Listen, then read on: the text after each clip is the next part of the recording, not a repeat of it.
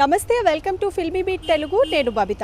అయితే రీసెంట్గానే కరాటే కళ్యాణి పంజాగుట్ట పిఎస్లో నా అన్వేషణ యూట్యూబర్ అన్వేష్ పై అయితే కేసులు నమోదు చేశారు. అయితే ఎలాంటి కేసులు నమోదు చేశారు, తనకి ఎలాంటి జైలు శిక్ష పడబోతుంది, అయితే దీనివల్ల ఇంకా ఎలాంటి పర్యవసానాలు ఎదుర్కోవాల్సి వస్తుంది అనే విషయాలు ఇప్పుడు మనతో పాటు గడ్డం శ్రీరామ్ గారు సీనియర్ అడ్వకేట్ గారు ఉన్నారు. వారితో మాట్లాడదాము. నమస్తే సార్. సార్, అయితే యాక్చువల్గా చూసుకుంటే మనము కరాటే కళ్యాణి గారు నా అన్వేష్ పై అయితే పిఎస్లో కేసు నమోదు చేశారు. అయితే ఏ సెక్షన్లు నమోదు చేశారు అండ్ వాటికి కాన్సిక్వెన్సెస్ ఎలా ఉండబోతున్నాయి? ఇది డిసెంబర్ 31వ తారీఖున కరాటే కళ్యాణి గారు పంజాగుట్ట పోలీస్ స్టేషన్లో కేసు నమోదు చేసినట్టుగా తెలుస్తుందండి. ఇందులో సెక్షన్స్ ఏంటంటే 352. ఇదేంటంటే ఒక వ్యక్తి పైన దాడి, అది ఫిజికల్గా కావచ్చు లేకపోతే ఓరల్గా మాటల ద్వారా కావచ్చు, ఆ సెక్షన్ ఇండికేట్ చేస్తుంది. 352 ఒకటి పెట్టారు. తర్వాత సెక్షన్ 67 ఐటీకి సంబంధించింది ఒకటి పెట్టారు. సెక్షన్ 299 ఒకటి పెట్టారు. ఈ ఐటీ ద్వారా అంటే సెక్షన్ 67 ప్రసార మాధ్యమాల ద్వారా, సాంకేతిక మాధ్యమాల ద్వారా వచ్చినటువంటి ఏ విషయమైనా ఐటీ సెక్షన్ వర్తిస్తుంది. అందులో వీరు 67 సెక్షన్ పెట్టారు. దాని ద్వారా దాంతోపాటు సెక్షన్ 29 కూడా 229 ఒకటి పెట్టారు. 299 299 సెక్షన్ బిఎన్ఎస్ ఒకటి పెట్టారు. దాంతోపాటు 76 ఒకటి పెట్టినట్లుగా ఉన్నారు. సో ఇట్లా 4 సెక్షన్లు పెట్టడం జరిగిందండి. 79 సెక్షన్ ఒకటి పెట్టడం జరిగింది. ఇవన్నీ బిఎన్ఎస్ సెక్షన్స్.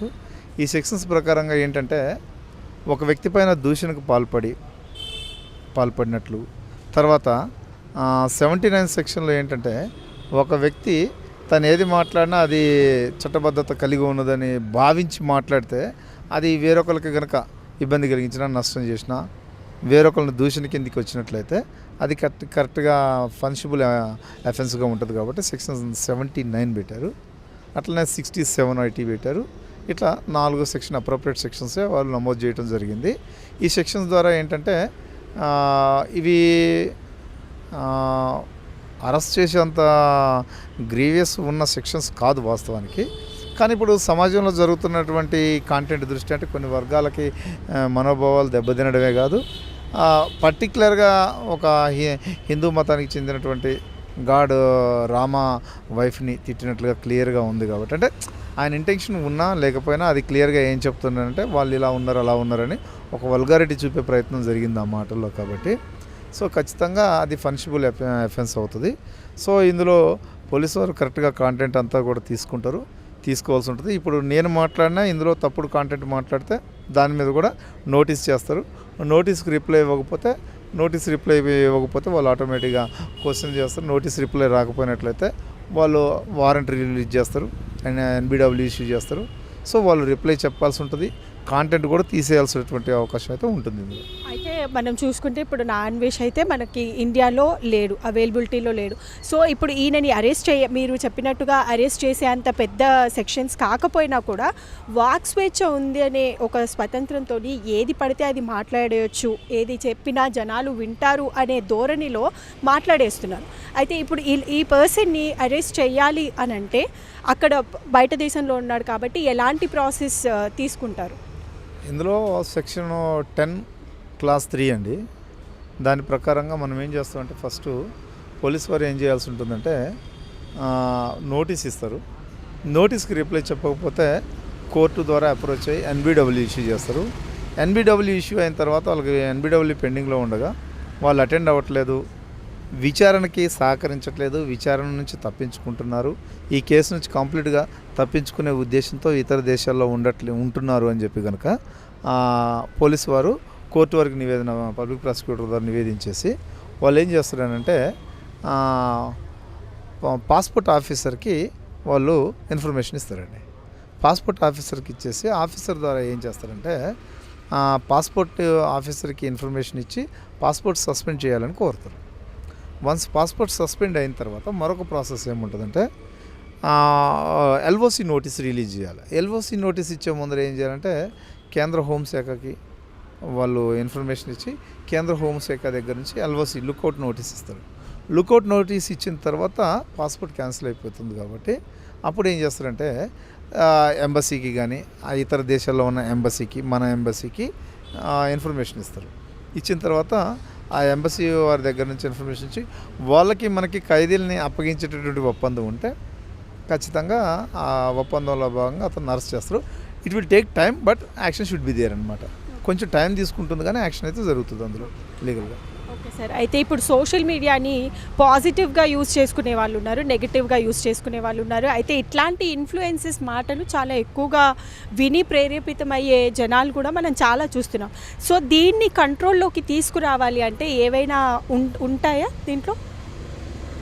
ఇప్పుడు ఉన్నటువంటి ఐటీ యాక్ట్స్ ప్రకారంగా అందరికీ కూడా ఏ కాంటెంట్ అయినా సరే సోషల్ మీడియాలో పంపించేటటువంటి ఒక సిస్టమ్ అయితే నడుస్తుంది.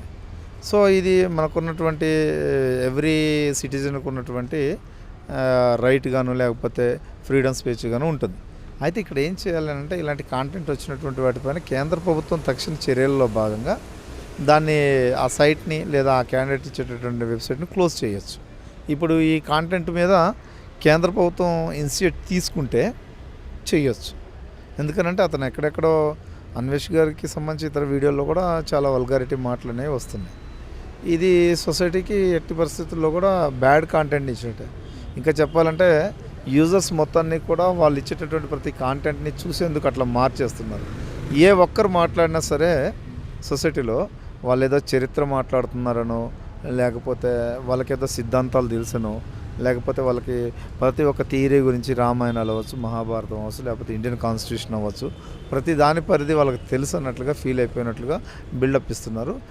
ఇలాంటి యూజ్లెస్ కాంటెంట్ ప్రజలు చూడకుండా ఉండటం మంచిది. ఇలాంటి వాటిని ఏమీ ఉండదు. మనకి ఇప్పుడు గూగుల్లో ఎందులో కొట్టినా ఏ దేశాల గురించి అయినా వివరణ వస్తూనే ఉంటుంది. సో అట్లాంటి వాళ్ళని మనం ఎలా అంటే పాలు బస్సు పెంచుకొని మళ్ళీ అది మన్నే తిరిగి కాటేసినట్టుగా అట్లాంటివి ఉంటూ ఉంటాయి. సరే, ఏదేమైనప్పటికీ కూడా దీన్ని స్వీయ నియంత్రణ ద్వారానే ఎక్కువ కంట్రోల్ చేసుకోవాల్సినటువంటి అవసరం ఉంటుంది. చూసేది మనం కాబట్టి, యూజర్స్ ఉన్నారు కాబట్టి వారి దగ్గర నుంచే కంట్రోల్ చేయాలి. చాలామంది ఇప్పటికి మేము విన్నదే 5 లక్షల మంది వ్యూవర్స్ మొత్తం కూడా దాన్ని అన్సబ్స్క్రైబ్ చేసినట్లుగా తెలుస్తుంది. 1 lakh పీపుల్ ఏమో ఇంకా అది వాళ్ళు అన్సబ్స్క్రైబ్ చేస్తే మాత్రం ఖచ్చితంగా ఆటోమేటిక్గా వాళ్ళ కాంటెంట్ విలువ తగ్గిపోయింది, వాళ్ళకి వచ్చే ఆదాయం తగ్గిపోయింది. దాంతో ఆటోమేటిక్గా వాళ్ళు కూడా ఏది చేయాలన్నా సరే పద్ధతిగా చేయాలి. ఇప్పుడు మనం మాట్లాడుతున్నటువంటి కాంటెంట్లో కూడా ఏమైనా వల్గారిటీ ఉంటే ఎవరైనా సరే క్వశ్చన్ చేయొచ్చు. అది సో ప్రతి దానికి కూడా అకౌంటబిలిటీ ఉంటుంది. ఎప్పుడు అని అంటే లా ముందుకు వచ్చినప్పుడు మాత్రమే అకౌంటబిలిటీ ఉంటుంది. మిగతా టైంలో పట్టించుకున్నప్పుడు మాత్రం పట్టించుకున్నట్లుగానే ఉంటుంది. సో దీని కంట్రోల్ అనేది మన వ్యూవర్స్లోనే ఉంటుంది. ఇక సెంట్రల్ గవర్నమెంట్ అంటే అనుకుంటే ఏదైనా చేయొచ్చు.